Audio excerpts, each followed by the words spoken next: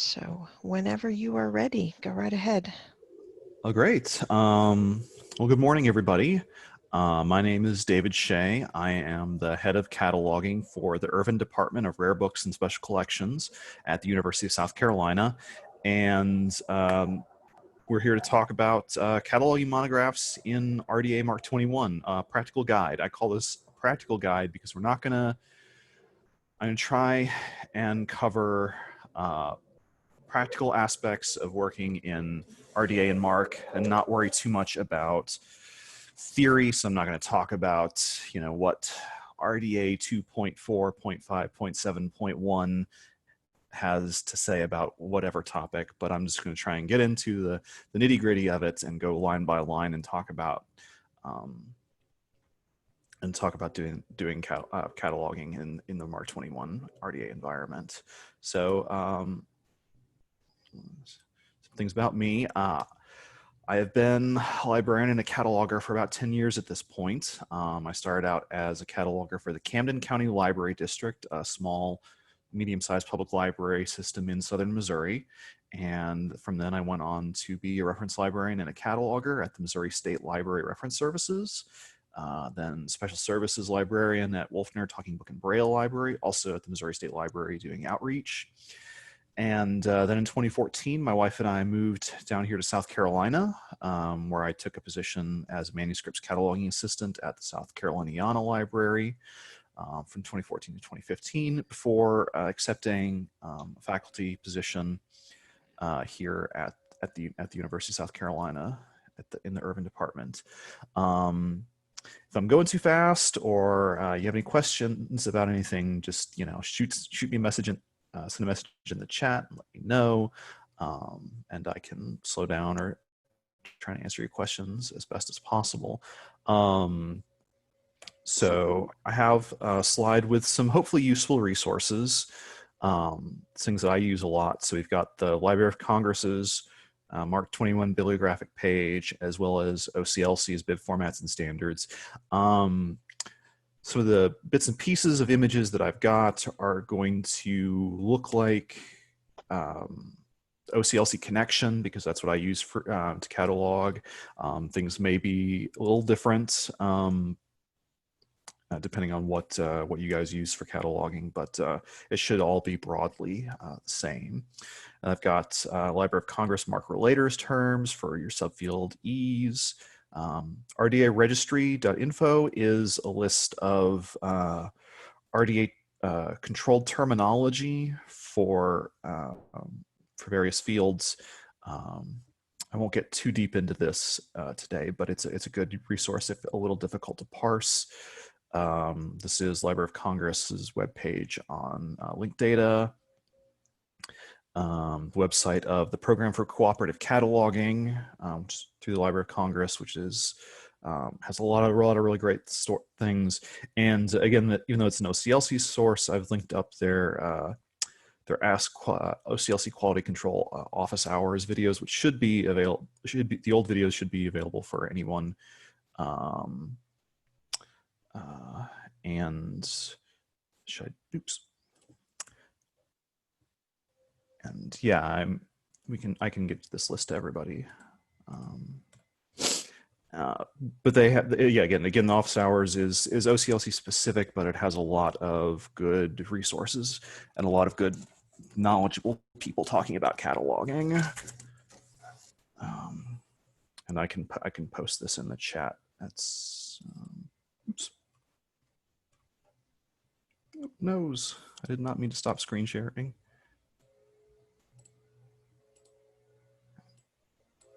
I'll go ahead and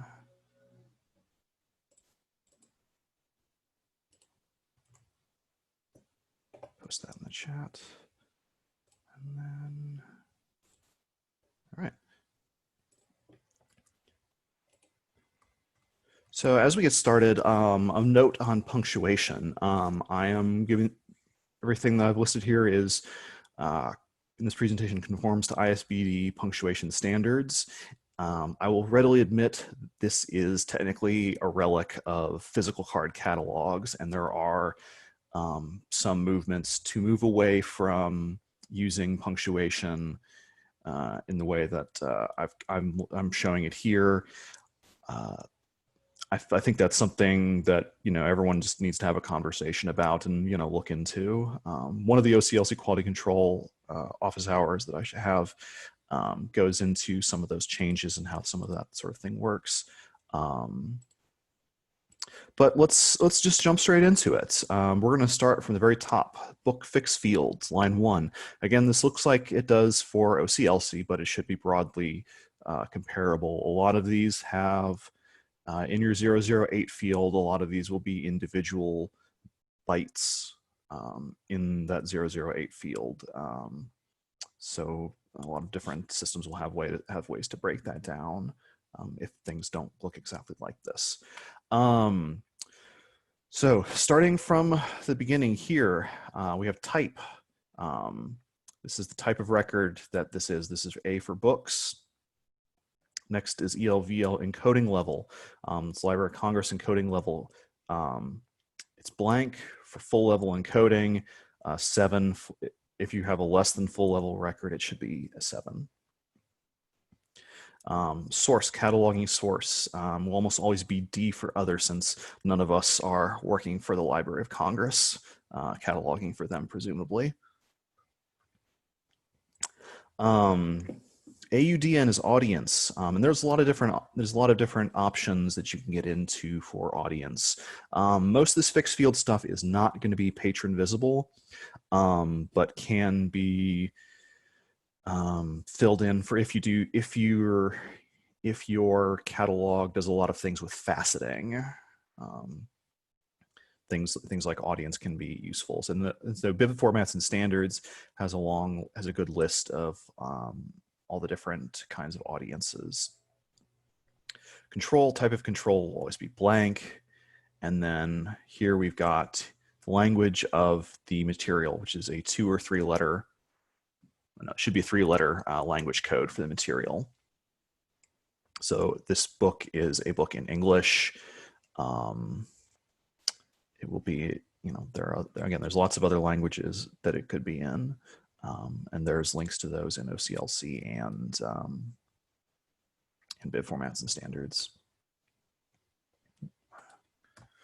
Line 2, adjust where this is. BLVL, bibliographic level. M for monographs. The other one I use a lot is C for collections. So if I have a group of photographs or manuscript pages or several different kinds of things, I might use C for collection. Form, the form of item is blank for most books, but most notably D for large prints. The State Library's Talking Books section has a large collection of large print books. So there's going to be a lot of things entered as Form D for them. There's a couple other minor differences for large print books that we'll go over. CONF is conference publication. It's going to be 0 for most time, but it's a binary choice. So 0 for no, 1 for yes. If you have a conference, if you have something from a conference, the proceedings of the 12th International Conference on Bibliography, or even Soda City Comic-Con, the comic convention that's here in Columbia every August. If you had their program, that would technically be a conference publication. BIOG, biography. B for individual biography is common, or blank for not a biography. There are a couple other options. MREC, modified record, it says blank. It's a weird holdover from previous things. And then country, country of publication. This is a 2 or 3 letter code. The only countries that are 3-letter codes are American states, Canadian, Australian, or Chinese provinces, or the constituent parts of the United Kingdom. All the American ones end with U, so NYU, New York, United States. South Carolina is SCU. England is ENK for England, United Kingdom. Scotland is STK, that sort of thing. Line 3, contents, nature of content. So we've got things like B for bibliographies, or 6 for comics and graphic novels. And you've got multiple to enter multiple different kinds of things. We have a big comic book collection at the urban department, so we use because we're cataloging a lot of comics and graphic novels. GPub is government publication. I've got here blank for no, not a government publication, although there are a lot of other options you can use. S for state government state government publication, F for federal government publication, I for international bodies, so the International Monetary Fund or the World Health Organization publications from those, or the United Nations or United Nations organization. Those would be I. Lit form, literary form. I've got one here for fiction. There are several other options. And then index, I've got 0 here for no index. The only other I have is 1 for index present. And if you do have an index, you'll need a 500 or a 504 note about that index, and we'll go over that a little later. All right, so internet connection is unstable. So if I'm having internet problems, somebody let me know and we'll figure it out. DESC, descriptive form of cataloging. Here's where you've got kind of a new thing. So this is I for pure RDA, ISBD punctuation, or C if your library has made the choice to omit ISBD punctuation. That's a pretty new change right there. ILLS, illustrations. So you've got four spots for options. And this one I have A and B for illustrations and maps. These are pretty common. There is one that is, so A for illustrations covers pretty much all illustrations. There is a specific one for photographs, which I think is O. But that only specifically refers to when you have a physical photograph that is mounted in a book. This is more common for older things like older art history books. A lot of times have photographs mounted in them. Fesh script. What the heck is a Fesh script? A Fesh script is a book of essays on a topic dedicated to an author, dedicated to someone whose field is that topic. So if I, I am an expert, quote unquote, expert in cataloging. If some of my colleagues wanted to write a book of essays on cataloging and research papers on cataloging and put them all together in a book and dedicate it to me, that would be a Fesh script. That seems like a poor idea. DTST, type of date. S is your most common for single date, R for reprint, T for different publication and copyright dates. This is basically what kind of date of publication that you have. And that relates to the dates over here. So this book right here is a 2016 reprint of a book from 1974. If it was the 1974 edition, you could have it as S for single, or if it was just a book that was published in 2016, again, it would be S. About fixed fields. It's different not being in front of a group of people, so I don't know necessarily how well everyone's following things. So let me know in the chat if there's any questions real quick.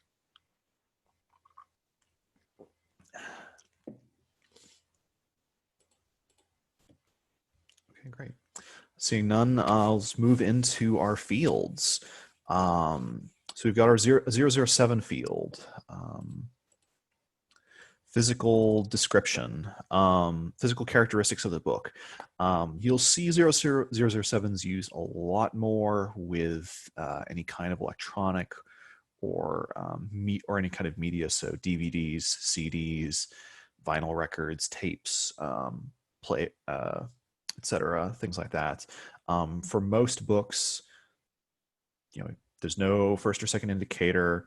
Your subfield A is going to be T for text, and your subfield B is going to be A for regular print, or B for large print. This is one of those exceptions for large print books. So again, I'm using OCLC as my cataloging source, so the delimiter is this little double dagger guy.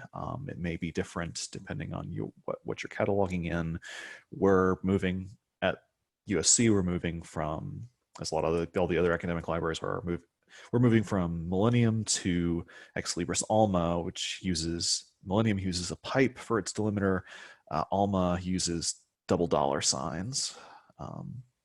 So, well, what you may use may be different, but this is what OCLC uses. So this is what I'm presenting in. Where did my cursor go? 002 ISBN.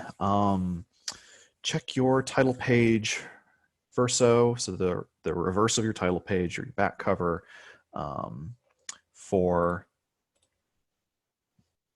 I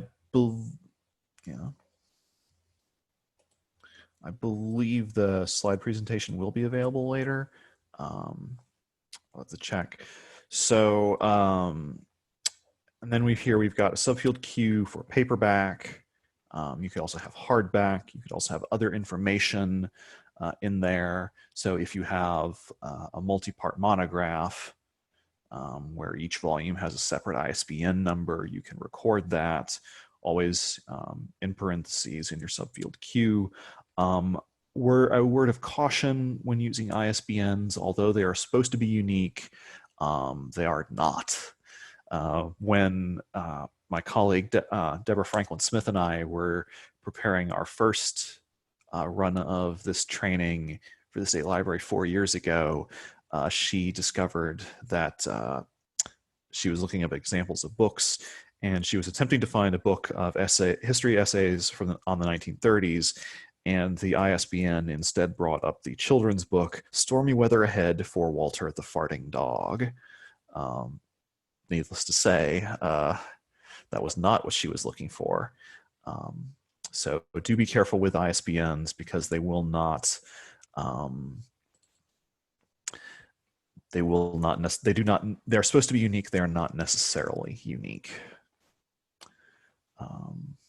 And this can cause a headache for if you have something in your online catalog that syncs cover images to ISBNs. Where's my cursor? Right. 041 language code. This is something you're going to use anytime you have a translation. So this, for example, this item is a translation of a book that was originally in Norwegian but has been translated to English. Your indicator 1 would be 0 for not a translation, or 1 for is a translation. Your subfield A is the language of the book, and you can add additional subfield A's for additional languages. So if you have a book that's in multiple languages, or you have a book that's, say, in has parallel text. So if you had a book of poetry from a foreign author, from an author from another country, and one page had the original language and the other page had the English language, parallel text, you would have multiple subfield A's, and then you have your subfield H for your language of original material, in this case Norwegian. 043, geographic area code. There are no indicators for this. This is a 7-letter geographic code that corresponds to the subject, to geographic areas that in your subject headings, and you'll want to list them. You're in repeatable subfield A's for however many ones that you have. In this case, I have N for North America, dash United States, dash South Carolina for private detectives, South Carolina fiction. And then I have N US, MO for this one, Missouri, and then E for Europe, UK for United Kingdom, ST for Scotland. The only countries that have full 7-digit codes are, I believe, the United States, Canada, Great Britain, Australia, maybe China. I don't remember. China might have, I think, full 7. If it's not, these last two are just dashes. Or if you have a regional code that is only, you'll have some regional codes that are you'll see the first 3 digits have letters and the rest have dashes. For example, I think I'm trying to remember how the geographic area code ZMA, then 4 dashes, I believe, is the geographic area code for Mars. And there's a link. I've included a link down in here. 049, your local holdings. This is our institution code. Dewey Decimal Call Number. If you guys are using, I assume you got public libraries are using a lot of Dewey. We use Library of Congress call numbers mostly at the University of South Carolina, which is a 080 field. Your first indicator here is 0 for you're using a full edition of Dewey. Your second indicator 4 is that you are creating a call number and you are not the Library of Congress. So only the Library of Congress is allowed to.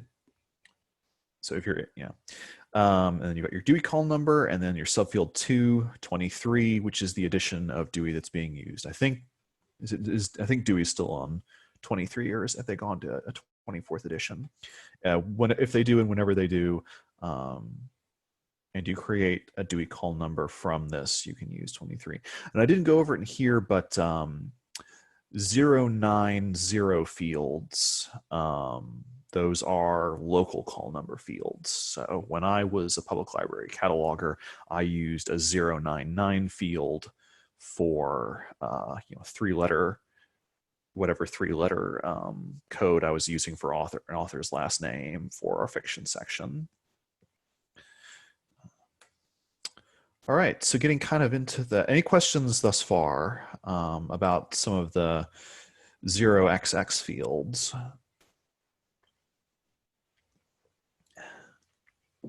Again, I'm going through this kind of quick because I usually do this in I think about 2 to 3 hours.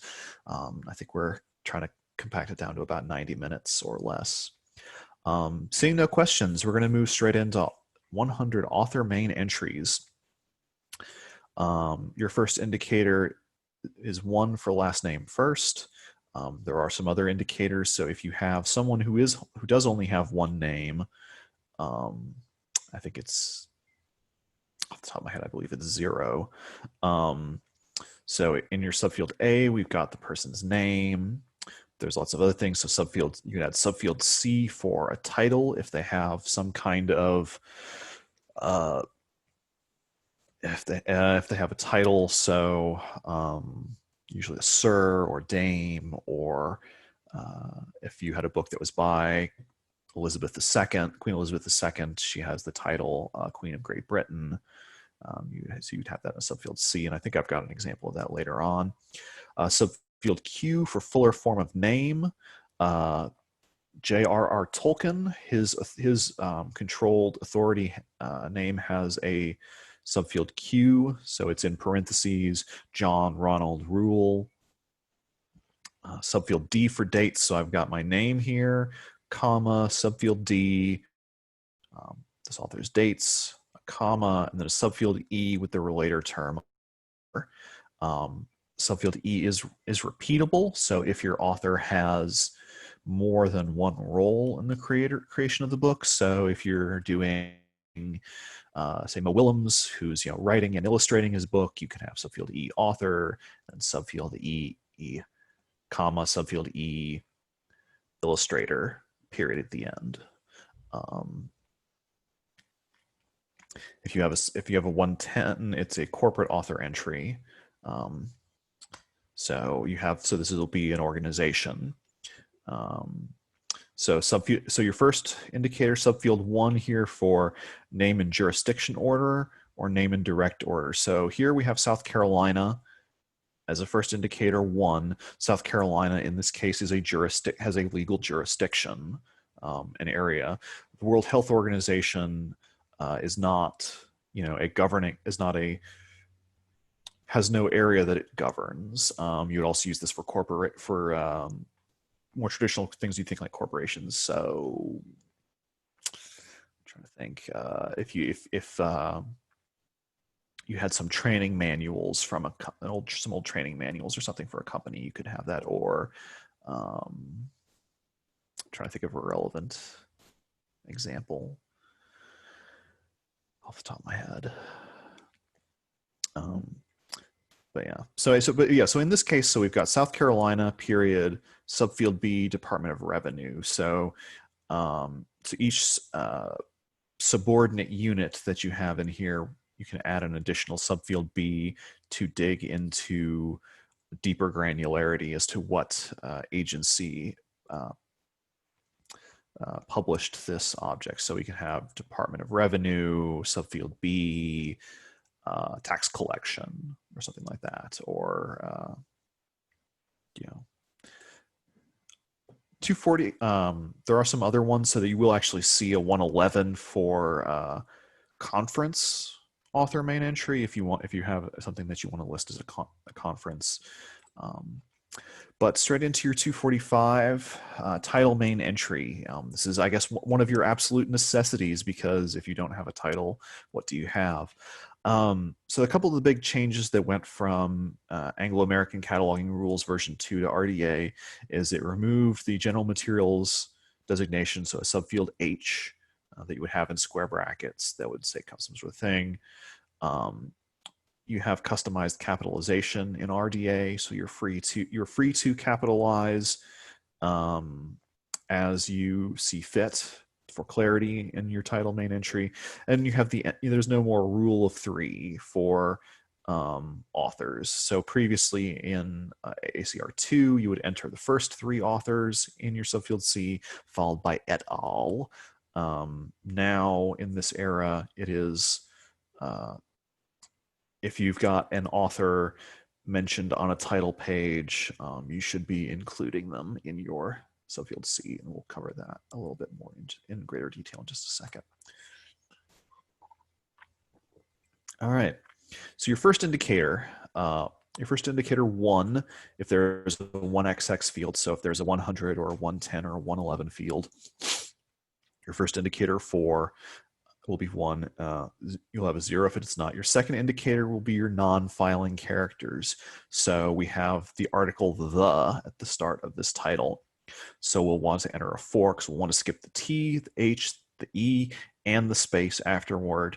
And so that those are not searchable in your catalog, and your title search will start directly from the rest of the title, omitting articles. So if you have an A as your starting article, you'll enter a 2, etc. Your subfield A will be your title as it appears, preferably on your title page. RDA does allow for greater sources of information beyond your title page, but this should be transcribed exactly as it appears on your title page. So we've got a colon, space, subfield B, and then your subtitle as it appears on your title page, space, subfield C, with your author entered again, with your author and contributors, again entered exactly as they appear on the title page. So this title page had the word by Martin West. If that was omitted, you would enter it in, and you can enter a space, semicolon, space to separate multiple elements and different kinds of contributors. So if you had multiple authors, you would say Martin West, comma, John Jones, comma, Mike Lee. And if you had an illustrator, you would have Martin West, semicolon, illustrated by, John Jones or whoever your illustrator was. In this case, I've got Afterword by John Le Carre. So we've got a space we've got, I guess, semicolons separating these. If you have to find your title on something other than your title page, you'll want to record this in a 500 note. So if you don't, if what you're looking at doesn't have a title page proper, you can enter 500 note field with no indicators and just say cover title to indicate that you got the title from the cover, or wherever else, title from internet, title from spine. Title from colophon if your book has a colophon at the back. 264, varying form of title. You can use this if there is a different form of the title that the work might be known by, or to improve searchability, or if there's some other varying form of title on the object. So here we've got 264, I've got my indicator 3, and then here I've transcribed the 5 into letters from numerals. Your second indicator is generally going to be blank, but you can also use things like 4 or 8 if you have to, if the title on the cover is different from what you've got on the title page, or if you've got a title on the spine that's different. Some things will end up like that. Less common nowadays, but definitely something that can happen. You can also, spell out and instead of using it from an ampersand, and similar things.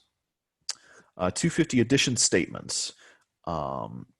Transcribe your addition statement as it appears on your title page or your title page verso. So the reverse of your title page.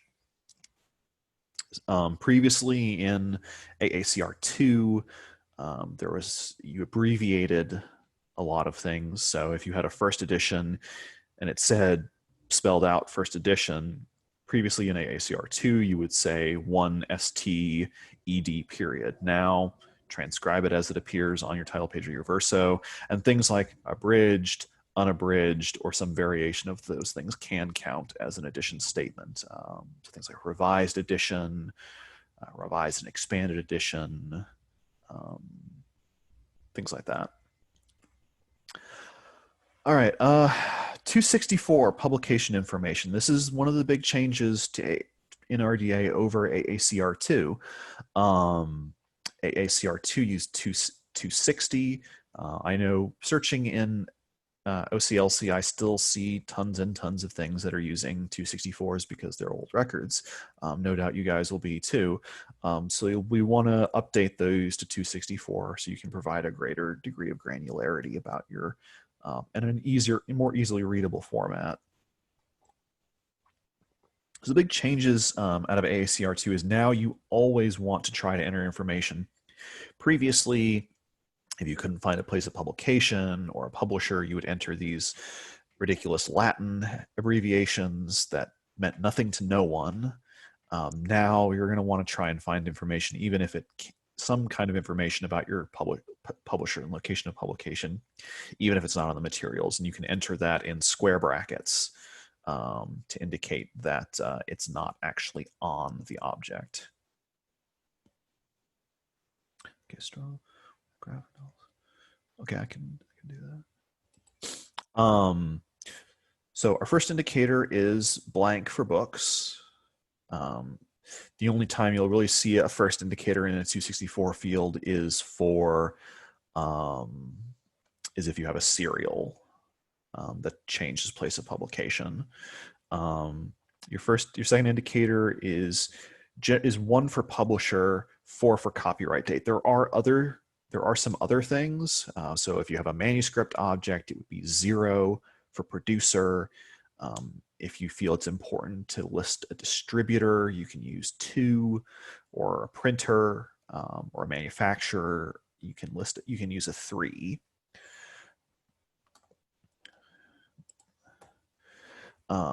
So your subfield A is your publication location, and you can repeat this for multiple locations of publications. For large familiar locations, you can own state or country. For smaller unfamiliar locations, you might want to include a state or country. So, or to simply provide clarification. So if I'm cataloging something that's published here in Colombia, I'll probably include Columbia, comma, South Carolina to distinguish it from all of the many other Columbias. I used to live in Columbia, Missouri, so that's definitely a clarification right there. If you are unsure of your location, but you can make an educated guess, you can put it in square brackets. So if you want to, so if you have a donation of a self-published book from a local author, you can reasonably make the, but there's no place of publication listed in it, you can reasonably make the assumption that they published it in, you can describe the publication as being in the local area and slap it in square brackets. If absolutely no place of publication can be identified, in square brackets, you can use the phrase place of publication not identified. Your subfield B is your publisher, is your publisher transcribed as it appears on your title page, or in square brackets, publisher not identified. In your subfield C, you want to enter your publication date from the title page or your title page verso, or in square brackets if it appears elsewhere, not at all. If you don't have if you don't have what is clearly a date of publication and instead you have a copyright date, you'll want to place the date in your subfield C in square brackets and create a new 264 subfield 4 with only a subfield C copy and the copyright symbol and the year of copyright.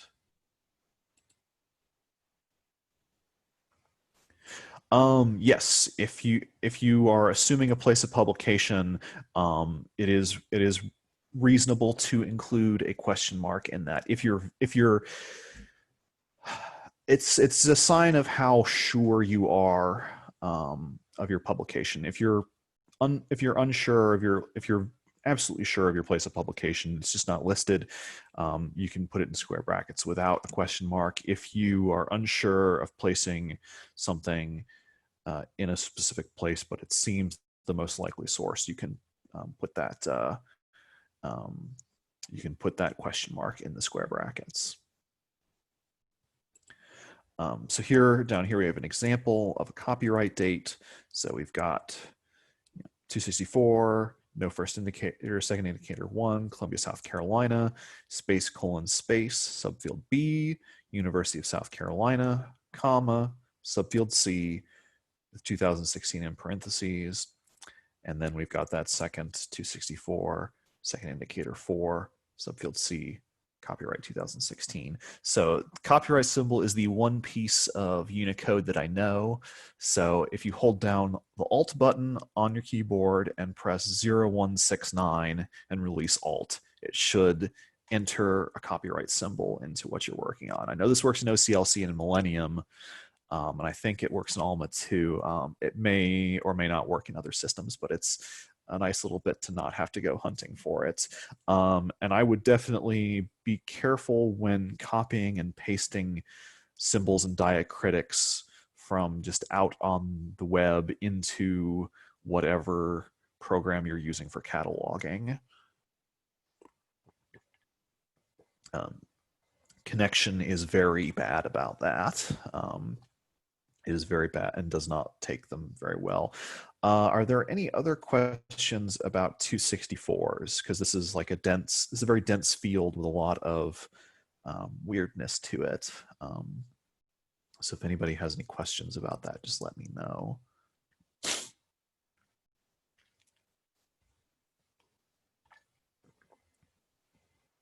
All right, seeing none, we'll go on to 300 physical description. This is one of those fields where RDA rules about abbreviations, about not using abbreviations, comes into effect over AACR2. AACR2 is very big on abbreviations, RDA not so much. So in your 300 fields, we have no indicators. And in your subfield A, we have our number of pages or volumes. In this case, I have Roman numeral 7s. There's 7 numbered Roman numeral 7, comma, 314 pages. Previously, you'd abbreviate pages to P. RDA says, no, don't do that. That's silly. Okay, cool. Cheat sheet of diacritics. I'll look at that. That seems neat.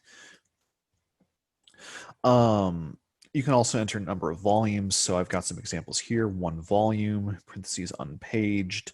So like if you have a children's book that's a small number of that's the pages are unnumbered, but it would be unreasonable to try and count them. You can enter 1 volume unpaged. If you have an unpaged volume that has a reasonable number of pages to count, you can say 15 unnumbered pages. And then here's one of those large print exceptions down here at the bottom, 257 pages, parentheses, large print. Yeah, so just, fun things here. So we've got 5 volumes, 1 volume, various paging. So separated from so your subfield B separated with a semicolon space. You'll list all of the entries you made in your ILS fixed fields separated with a comma. So we've got illustrations, maps. You can also add things like color illustrations or illustrations parentheses some color. Chiefly illustrations, so comic books and graphic novels, we usually enter with chiefly illustrations because that is the majority of what they are. You can also think things like art books and photograph books. You'll use chiefly illustrations and things like that. And most likely, this is something where if the majority of what you're looking at is images or illustrations and not text. After your space semicolon space, you'll throw up your subfield C, your height of the book, rounded to up to the nearest centimeter. So you can also, with centimeter as cm, because that is according to RDA, centimeter is technically not an abbreviation. Go figure. If the dimensions of your book are unusual, you can enter both length and width. So this 15 by 15 is a perfectly square book. If you have a book that's unusually tall and unusually narrow, or unusually short and unusually wide, you can enter the second. You can enter the width or the length of the book just as an additional factor. You can also enter accompanying material in with a plus sign space subfield E. So I have here 1 computer disk for a CD for a computer CD 4 3/4 inches plus 1 chart. So you can just keep adding plus signs for additional kinds of material. So I have here plus sign E 3 maps. So these would be 3 loose maps that are included with this. And you'll never end a 300 field with a period, but you can also record whatever accompanying material you have in a 500 note. So if these 3 maps, I could record in a 500 note that there are maps in a pocket in the book, or 3 loose maps accompanying material. Any kind of statement I felt I needed to make to clarify the nature of the accompanying material, I can make in a 500 note. 33X fields, content, media, and carrier. These are going to be pretty much, there's no indicators. These are repeatable. These are pretty much going to be the same for any kind of print book that you might have. One difference is that in your 338, you could have a single page object, like a pamphlet or a form of some kind, and you can enter the sheet and B. And for comic books and graphic novels, you can add an additional 336 still image subfield B STI. I should probably add that into this, and I'll add that into here and save it, and so that that'll go out with that change in it, because I hadn't thought of that. We do use that, and we use that a lot too. So like I said, your 336 is repeatable, and your 338 is also, some of these other ones are also repeatable. So if you have things that are multiple different kinds of media, you can certainly use more than one. And there are of what all of these are in bib formats and standards and the Library of Congress MARC pages. 490 and 8XX series statements. So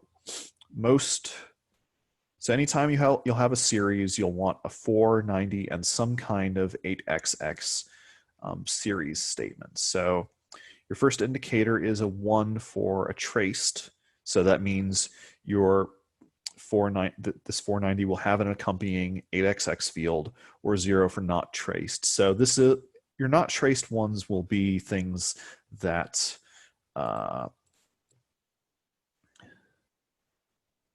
another form such as an 8, you would include a 3XX for. I'm not sure. I don't use a lot of 856 fields. I would have to look into that, but I suspect you could. The really great, one of the really great OCLC quality control virtual office hours is about 3XX fields and about using them. I would definitely look at it. I would definitely look into that because there's a lot of really useful things. So if I have an 800 field, do I have to include a 490? You should, I believe. Now, I don't do a lot of series, and I really should have looked into it, but there may have been a change in that recently. I should look into that. I don't simply do a lot of things with series, but this is a good way to. This is how it has been done previously, and it is definitely something that should be included, as far as I know. So this 490 with a 1, we've got Quentin Hall, semicolon, subfield V, and then however you want to volume information. I have subfield 1, the Stormlight Archive, one of Brandon Sanderson's big fantasy series. You can tell what I read. Here we have an untraced 1, so Tor Fantasy. So this would be some kind of this would probably be some kind of statement on a book that you would want to record, just to tie things together. There may not necessarily be a series in a sort of a traditional sort of sense. You'll see this in my line of work in rare books. I see this a lot with Ace. The publisher Ace did a big fantasy series of paperbacks in the 60s and 70s, and that's something people look for. Is that Ace fantasy? Another good example would be Harlequin Romance. Again, individual volumes are not tied together by series, but you can have this 490 untraced reference for them. Let's see that comment.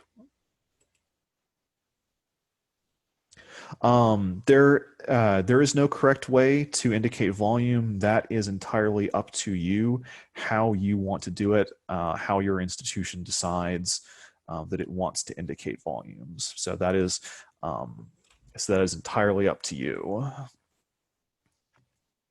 how you want to represent your volume in your subfield V. So here's your 800 series. You've got 800, subfield 1, personal name, the controlled version with a period, the subfield T with the series title omitting any starting articles. This is another reason you can have your 490 if you wanted to include an article. And then a space, semicolon, space, volume, then however you want to represent volume with the period. So your 800 is more and more how series are looking. Previously, you'll see a lot of 830 series. This is now largely for if you have a series that has multiple authors. One of the good example for the University of South Carolina is the University issues a series of books called Studies in Scottish Literature. Each has its own unique title. Each one has its own author. Each volume has its own author, but they are part of this series. So I can track them with an 830 field and have studies in study. I would have no indicator, second indicator 0 for no non-filing characters, and studies in Scottish literature, space, semicolon space, subfield V, volume 10, the period. So that's really what you're using your 830 for nowadays, is for when you have a series that has multiple different authors. You might also see an 810 if you have a corporate author, if you have something that's considered to have a corporate author. So when we decided, so if so you might see something that is a monograph that has, that is something like this, like studies in psychology published by the University of Virginia. So you might have an 810.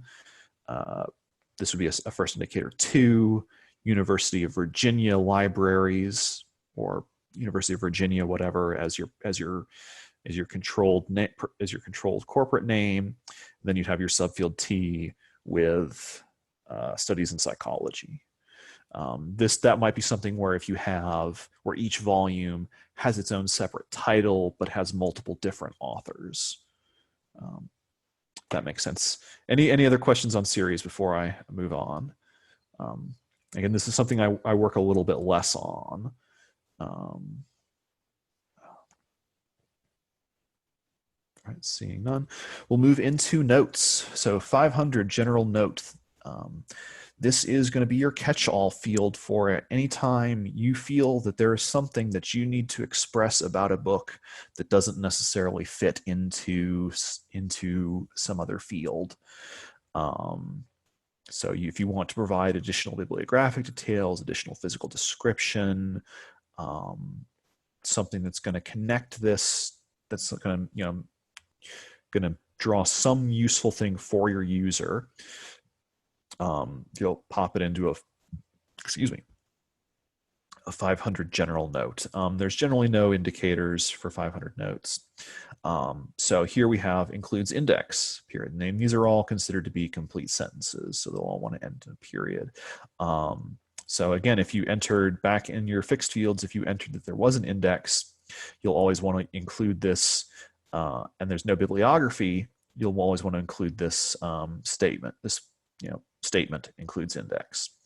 But you also might, some other examples of some notes is you might want to have Spanish translation of, or originally published as, maps in pocket. Again, if you have that additional material that you have in your 300 subfield E, you might want to include some statement about that in a 500 note. And sometimes in various kinds of 500 notes, you'll see a subfield 5 with an institution code in it. That is going to refer to something, that is going to refer to an institution specific copy that will not apply to your specific copy. So you'll always want to delete that field. So you'll always want to delete a 500 note that has a subfield 5 in it, because that's not going to be related to your copy at all. The Library of Congress does this a lot. So if you're looking at Library of Congress records, you'll find like donation notes and other kinds of notes about materials with a subfield 5, DLC. Again, that's an institution-specific copy. You don't want to take that over, and your system may not necessarily remove that when you export from your cataloging source into your institution source. 504 bibliography. You'll want to include this when your book has a bibliography. There's no indicators. You'll want to use the stock phrase includes bibliographical references, and then if it's a set run of pages, in parentheses, pages whatever through whatever. If you also entered in your fixed fields that it has an index, you will not use this 500 includes index and instead have it on here. If your bibliography is scattered throughout the book, so if you have bibliographical references at the end of each chapter, for example, you can omit the page numbers. 505 formatted contents notes. This is where you'll want to enter a table of contents if you feel like that is something that would be useful for your users.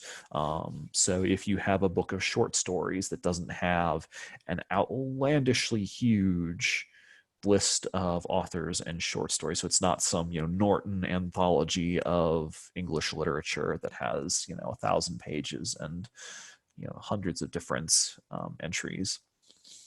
You might want to include a formatted contents notes, and there's some different things you can do with this.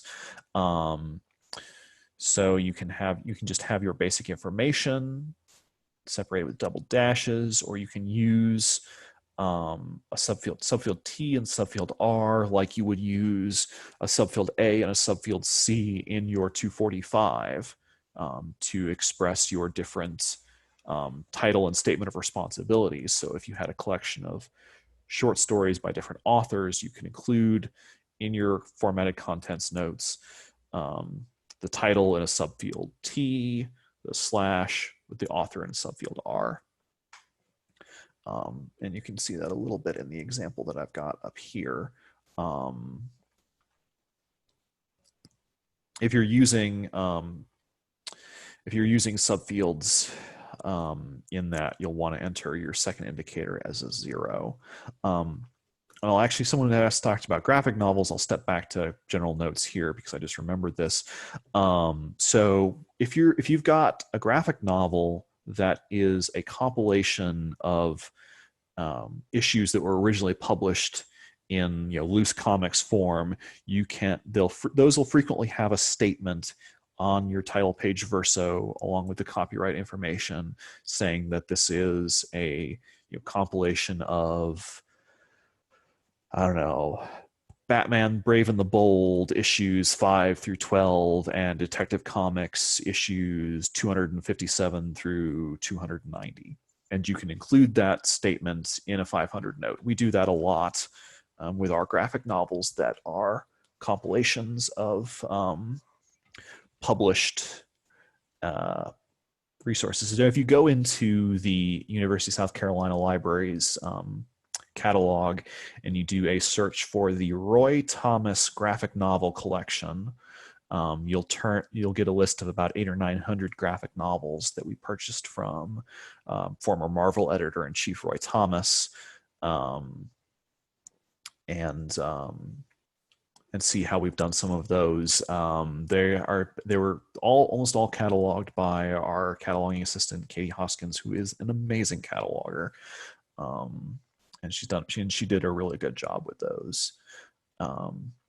So if you want to get some good graphic novel, I'll just put that in the chat so that people can see that.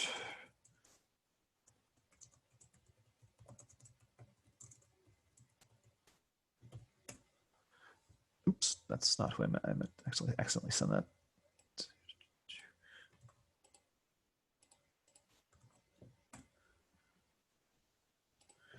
All right.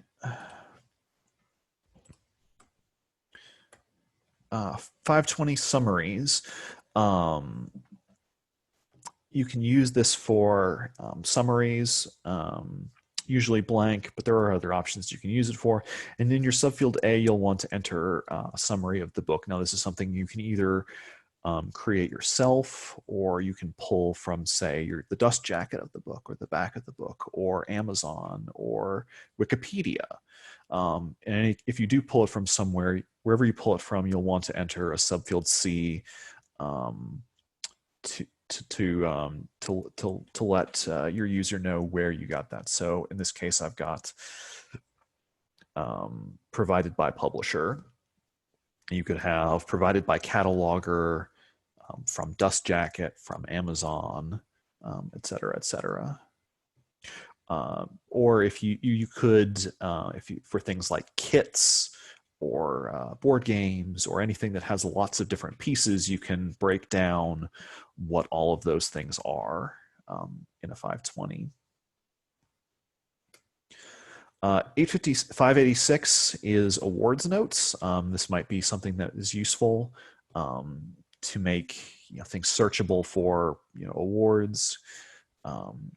If you want to bring attention to something in a book. So we've got, and this is just a simple statement. So we've got Caldecott Medal, comma 1979, National Book Award 1980. Kind of, it's repeatable. There's no indicators. So if on multiple awards, you can add all of those awards into multiple 586 fields. If it's something you want to draw attention to about a book. Any other question about notes fields? Is this a good as a moment to mention that RDA uses the phrase "use cataloger's best judgment" a lot for things where there may be conflicts or oddities, or things that are not necessarily covered in cataloger's rules. My personal philosophy is what is going to be useful for your library patrons and what is going to be the best use of your staff's limited time. I kind of feel like if something isn't useful for your patrons, if something's not going to help your patrons find something in the catalog or determine that if it's something that they want to use when they're looking at that catalog record, what good is it? Everything that we do as catalogers should be with the intention to improve discoverability and to improve value to our patrons that are using it. And I guess that's just my 5 cents about working in cataloging. So I'll stop philosophically. And if there's no questions about note fields, we'll move on to some subject heading basics.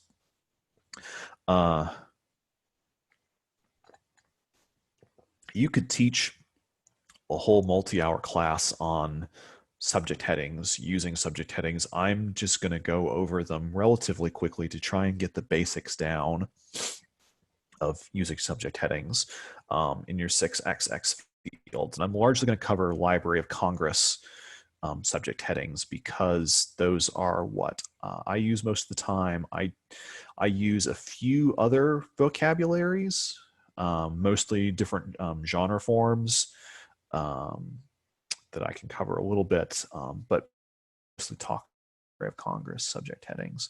So your subfields that you're going to be using, besides your subfield A, where the base subject heading is going to be, is your subfield X, which is a general, subfield Y for chronological, you're reading example 20th century, your geographical subject headings, and your form subdivisions.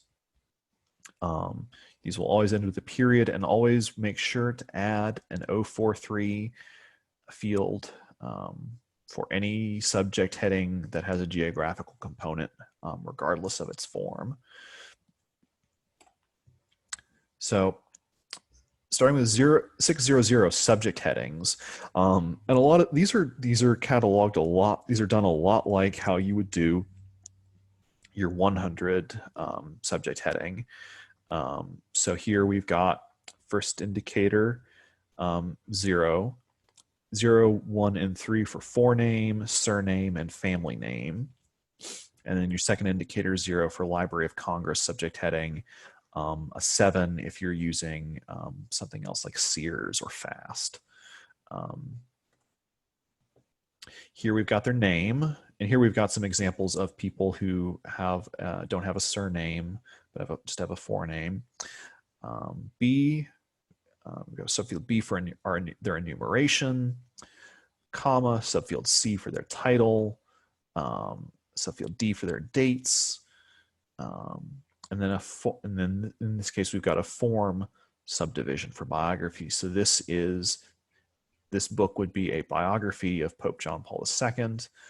This book would be a book of correspondence, so letters to and from Elizabeth II, Queen of Great Britain. This third book would be a book of criticism and interpretation about the works of James Patterson. And this book would be a book. This book would be a genealogy of the Kennedy family. So, and then here I've got that example of a subfield Q. So for J.R.R. Tolkien, subfield Q, John Ronald Reuel. There are a few other, usually you'll see there's a lot for authors who have a middle initial that need to be distinguished, or someone who goes by a first initial.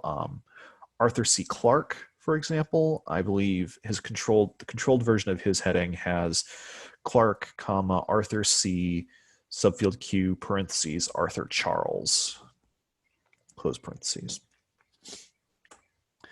610 corporate subject entries. So this is important for some of these to distinguish between a 610 and a 651. So again, like a 110, we've got our first indicator, name order. So 1 for a jurisdiction, 2 for an organization. So we've got here, so this book is about, the 610 right here is about the government of South Carolina, specifically the Department of Revenue, 610, Smithsonian Institution, and we've got subordinate institutions, period, subfield B, subordinate units. As a fun and interesting fact, buildings and ships are considered corporate subject entries. So the Empire State Building, castles are as well. Interestingly enough, I think plantations are considered 651 geographical subject headings rather than corporate subject entries. Go figure. For whatever weird reason, not all of these make a huge amount of sense. Your most useful ones that you're going to use probably the most are your 650 general subject headings. There's a huge variety. There's no first indicator. Second indicator is 0 for Library of Congress. And there's just a huge list of things that you could have. So this book right here, this first example is a book about Italian roads in the 18th century, aircraft carrier naval operations, and so on and so forth. This fourth one would be a book of criticism and interpretation about 19th century Arab poets. Just you can have just endless. You'll also see the subfield V. We use subfield V. I'm trying to remember what the comics one is off the top of my head, and it's long. I don't remember. But we use those a lot to say this is a book that is a comic book or a graphic novel. 651. This is your place subject heading. So this is going to be distinct from you're going to see geographic locations that are distinct. This is distinct from your 610. So a 610 California would be about the government of California. A 651 California would be about California, the place. So again, here we had 610 South Carolina Department of Revenue. So this is a book about the government of South Carolina. Here we have a 651 South Carolina. This is a book about South Carolina, the place. Yeah. Okay. So yeah, decal like comic books, comma strips, comma etc. is the form subdivision for comic books and graphic novels. Thank you very much for popping that in there. I'm just going to briefly talk about genre subject headings because there's a lot of other. This is where we use a lot of other thesauruses. So the Getty Art and Architectural thesaurus. We can use other subject headings, but I'm just going to kind of go over that one real quick. 7XX added authors. So back in the 245, we mentioned that in that statement of responsibility, we're recording all of our authors beyond who are listed on your title page. And although we listed our main author in our 100 field, all of the subsidiary authors and illustrators and people involved in this are going to go in additional 700 fields, added author. So we've got 701, J.K. Rowling, if she was a secondary author on something, if Mo Williams was just the illustrator on something that someone else wrote. Here we have John Steinbeck as an editor.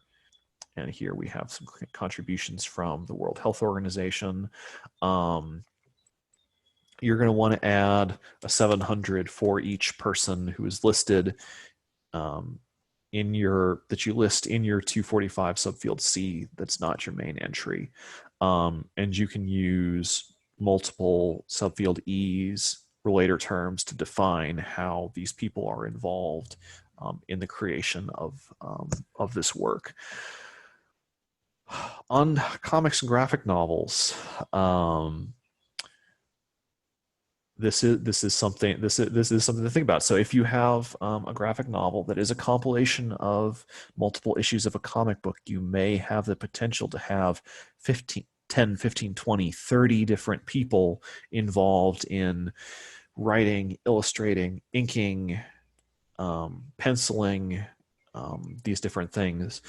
That, technically speaking, RDA says you should have a 700 field for each of these people. And if you go into any of our records, again, Katie is our cataloging assistant is an incredible cataloger, and if you go into these records, you will find 10, 15, 20, 30 entries for some of those things for all of these different people who are involved. Ultimately,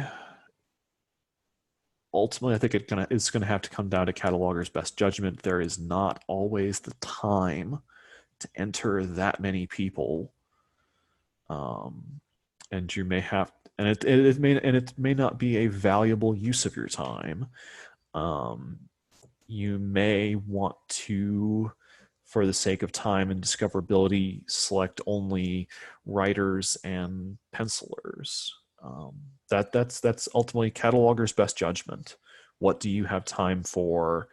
What is going to be the best thing? What is going to be the best thing to aid your patrons in discovering this object in your catalog? So another thing about these is that I mentioned subfield 5s earlier in the presentation. You will see things that the Library of Congress will use 710 for collection titles, and mark them with a subfield 5 DLC. Make sure to remove those because, again, those refer to copies specifically owned by the Library of Congress that are specifically part of a specific collection that they have. So a lot of times, the Library of Congress has a lot of collections that were donated by specific people, and we at Rare Books use 710 a lot for collections. So, for example, I mentioned earlier the Roy Thomas graphic novel collection. Each of the graphic novels in that collection has a 710 field with the phrase Roy Thomas graphic novel collection, so that it's easy to find them. We have a large Scottish literature collection, so everything that's in our Scottish literature collection has a 710 G. Ross Roy collection of Scottish literature, I think, or G. Ross Roy collection, I think is the actual name of it. But yeah, if you see an LOC one, you'll want to make sure to take it out. And that brings us to the end of my presentation. Again, there are lots of other fields that you could use. I didn't go over 856 links. That is something that you definitely can use, but it's not something that we use a lot, and it's not necessarily something that everything's going to have, so I chose not to go over it. But yeah, if anyone has any questions, any thoughts, any things you're curious about, feel free to pop it in the chat box and we can talk about it, and and see what we can do. I'm here to help out.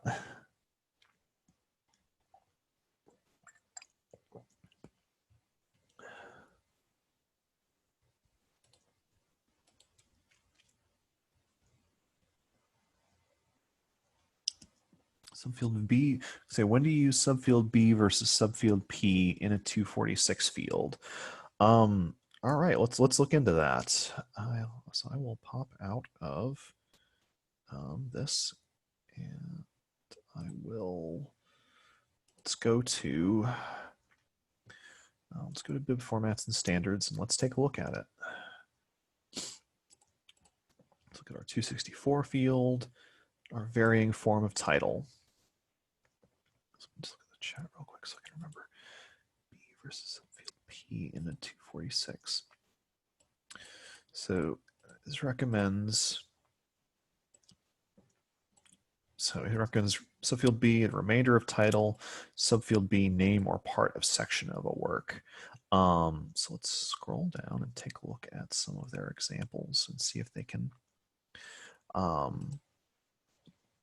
So yeah, again, it's subfield B in your 246 is just another subtitle. So if you have a varying form of subtitle, so the example that they're using here in this one is if they have two different languages for titles, you can pop that second title, the remainder of that title in there as a different title. And subfield P, yeah, I don't use a lot of subfield Ps, but it's if you have something that is very granular, I guess, and it's broken down into. I'm trying to think when.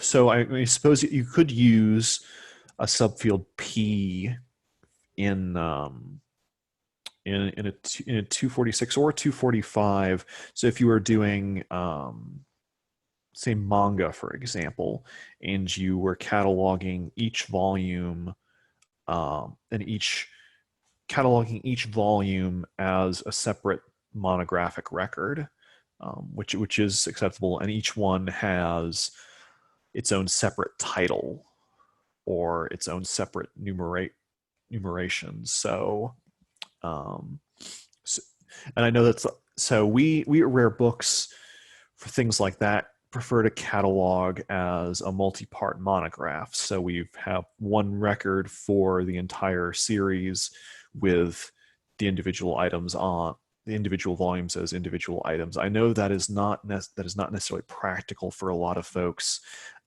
based on how people's requesting systems work. So that is something to consider. But yeah, so I mean that's partially where I would use name of section part of a work. So if you're cataloging something that has multiple volumes, with each volume being a separate having a monograph record for each separate volume. So you could have each of those separate ones. So you could have the separate title and numeration for those things in your subfield N's and subfield P's. Does that make sense? That is primarily how I would think about using that, unless you have like really unusual things that were published. But yeah, basically anytime you have something that's published separately that you want to have represented separately, but still have it relate to a larger work.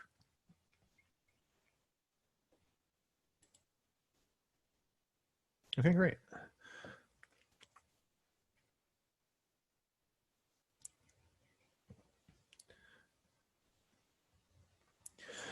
So any other questions?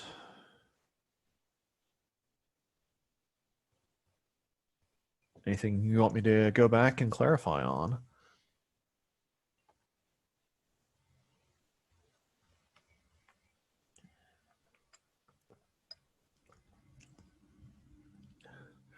I'm not seeing anything popping up in chat. And if someone wants to unmute themselves and ask the question too, I think that's fine. There should be a copy. I believe State Library will be providing a copy of the slides. Is that correct? Yes, we will send out the slides and the recording once we get that posted. Great. So you will see that. All right. All right. Well, thank you so much. Thank you everybody for letting me come and talk to you guys for, a while. I appreciate you letting me talk about cataloging. I mean, there's not a lot of people I can do that with that aren't catalogers. Thank you for being here. And we do have the second part tomorrow also, as well as the 2 next week. Yep. So, all right, I will go ahead and stop the recording. All right. I'm looking